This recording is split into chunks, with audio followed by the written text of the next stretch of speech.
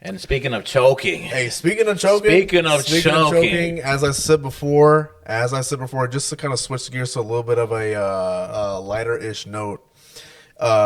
If y'all saw episode 2, which I know y'all saw, we got a lot of shit. we gave our not Super Bowl, actually kind of Super Bowl predictions, right? We gave our AFC and NFC championship predictions, and based on those, we predicted our Super Bowl winner. And long story short, from my side, I was way the hell off. Same with me, Way buddy. the hell off. I had the Rams beating the Broncos. That was bad. And so at this point, if you're watching this episode, you already know who won. Congratulations to the Seattle Seahawks. Congratulations to Sam Darnold. They won the whole thing. Their defense was spectacular. Yeah, that was wild to watch. Can we touch on Sam Darnold a little bit? The robot. Sam Darnold. Yeah, Sam Darnold drafted to the New York Jets in 2018. The same class with Lamar Jackson, Baker Mayfield, and who else was in there? Ooh, there was a lot. He was the number 3 or 4 pick. Yeah, I know So at least there's a lot those two of were in them there. There was somebody else that, long story short, with that draft class, maybe like halfway or toward the end of his Jets tenure, because he was there for like maybe 4 years. The Jets were ass. Man, And the Jets. Also, Respectfully, when were the Jets good? Also, there was an interview that he did after a game, and the Jets, of course, were like bad again, right? Yeah. And he says something like, "Oh, I'm seeing ghosts out there. I'm seeing ghosts." I was like, "Oh man, my man's is about to throw in the towel." So everybody gave up on Sam Darnold. Damn. Everybody gave up on him. So then he gets traded. Excuse me, to the Carolina Panthers. I'm pretty sure. Yeah, that started it, yeah. Right, so he was there for a little bit. I think he was. I can't remember who he was backing up. I don't think he started maybe like one game or whatever, right?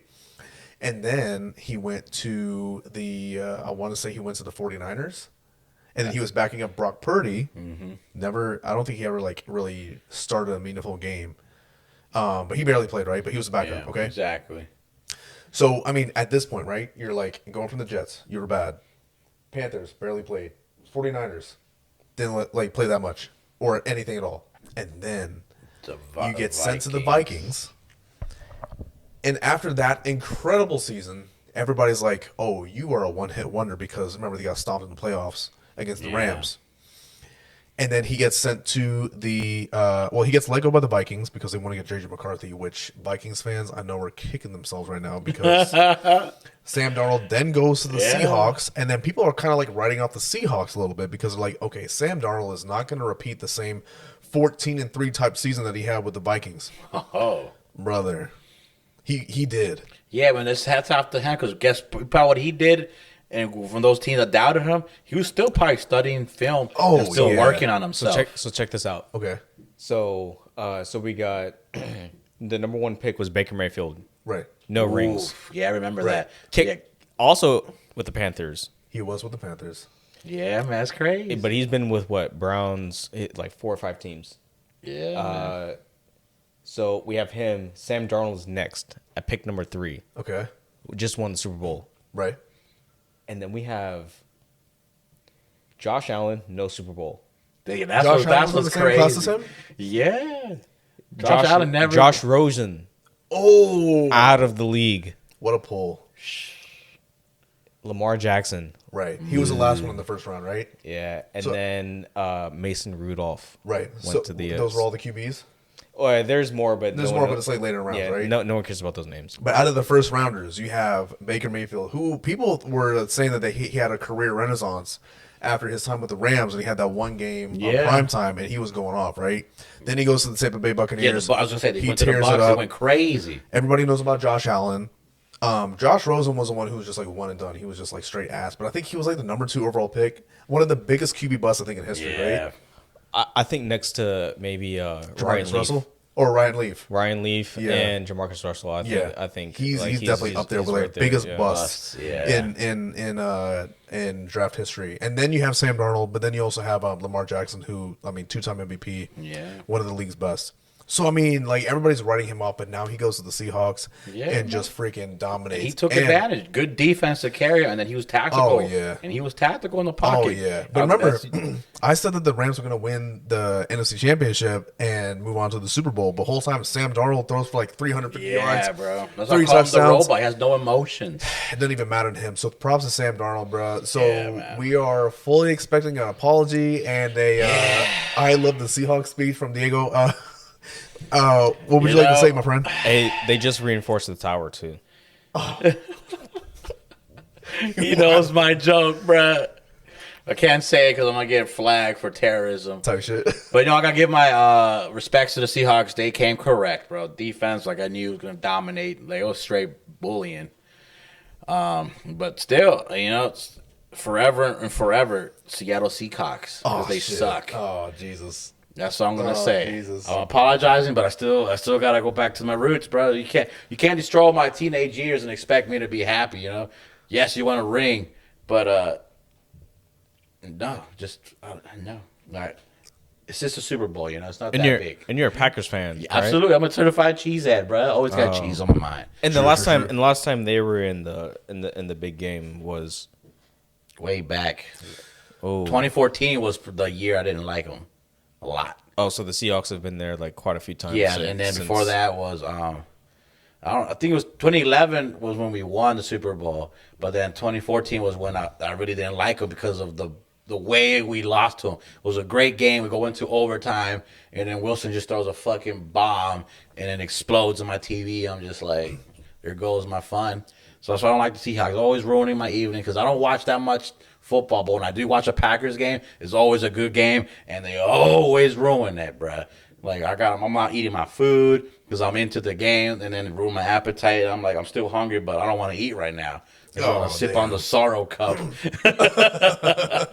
So I'm always not gonna like the Seahawks. Like, Oh Jesus. So whenever the Packers are playing the Seahawks, you just order takeout, I guess. I just have a punchy bag on standby, bro. Sorry. Like,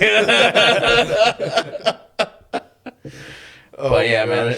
But regardless of that, hats off to them. They should enjoy the win. They Wow. earned it. Okay. But like I said, Wow, man, this is very mature. Very mature of you. still fuck the Seahawks, bro. Still fuck the Seahawks. Type shit.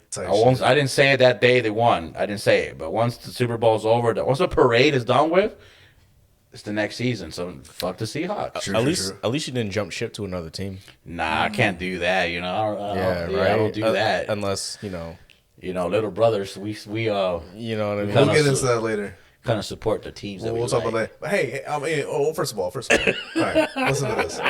Because I had a personal stake in this Super Bowl as well, right? Because Mike Vrabel was he's the coach of the New England Patriots. This is the first season.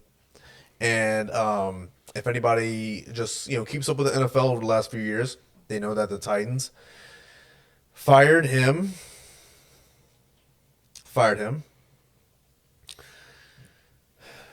And then he took a year off, and then he signed with the Patriots.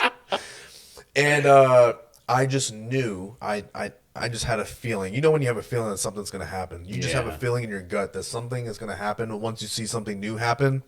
In this case, it's Vrabel signing with the Patriots, and you're just like, it's just too perfect, right? They're going to all of a sudden do well.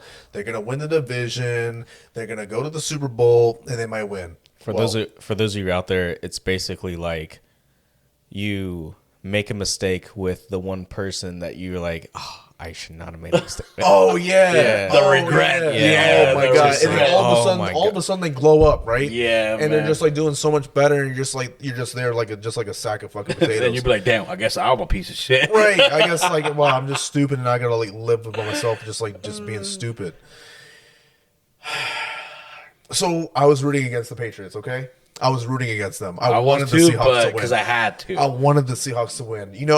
If you remember the last episode, Diego said 48-0 Rams versus Seahawks. I wanted 48-0 Seahawks versus Patriots. I did not want them to score a single touchdown, no points. You could call me jealous. You could call me a hater. I don't care. I could not just go on the Twitter timeline and see Mike Vrabel fired 2 years ago from the Tennessee Titans because, listen, I'm a Titans fan. Tighten up, bitch. and just see him win the Super Bowl. I cannot I deal know, with that that, bro. couldn't Just as a imagine. Titans Yeah. fan, because you just like see the timeline, right? We fired Rabel. We hired this coach. He sucks. We fired our general manager. We fire the new head coach, and then we bring in this new general manager, and then we bring in this new head coach. And then you just see Mike Vrabel just go to the Patriots and just like start winning and winning and winning. I'm just like, Yeah, it's rough. it's tough to watch, I bro. know. Especially because the Titans went 3-14 again. Not the, again. Again. Hey, but at Oh, least God. we had a different Super Bowl. Oh, yeah, that's, yeah, that's yeah. what Oh, yeah. a little part of me is happy. We got some diversity. We got what I think a bulk of the NFL fan base wanted. Unless you're a Chiefs fan or Eagles fan, we got different teams. Yeah. Unfortunately, I'm gonna just say this right now. You can call me a hater of the Patriots if you want, but the Patriots got exposed for having an easy ass schedule. They got lucky at certain times during the playoffs, and then they showed up against a real good team, and they got just dominated. Because there's a saying. They say, tough seas create good sailors. Say that one more time. A tough sea creates great sailors. A very wise guy mentioned that to me. And that's what the New England went through. They had a very, very calm sea. A smooth sea never made a skilled sailor. There you go. You see? That's the one. He read the right passage. That's the one. He got it from the computer right next to him. That's what I'm trying to tell you. He's about that, man. He's like, how do you say this? The fastest phalanges in the game. Like I said, bro. Minority Jamie. There you go. Oh man. God. So that was the Super Bowl. Also, hell of a halftime show for Bad Bunny. I don't care. I don't care what y'all say. I love that halftime show. I thought he did it right. Didn't like rub in your face Exactly. It the was whole political entertainment. stuff. Yeah. Entertaining. What's You got what's your good guys' songs. take on the whole like vulgarity? Because apparently like there are Yeah, apparently, like a lot of people don't know that a lot of the songs just have like a lot of just like nasty stuff in it. Not to sound like an old head, but like you have like a lot of like nasty stuff in there. And if it was in English, you would be able to like hear maybe like half the song originally, and then the other half would just be like like the Yeah, editing just be stuff, quiet, right? just a beat. Yeah. And what kind of threw me off was that they did that during the Super Bowl, especially in the beginning. I was like, "What the hell is going on here?" Like being like a stickler for like just perfectionism or whatever. I heard that, I was like, okay, that's kind of weird. But besides that, just like real good.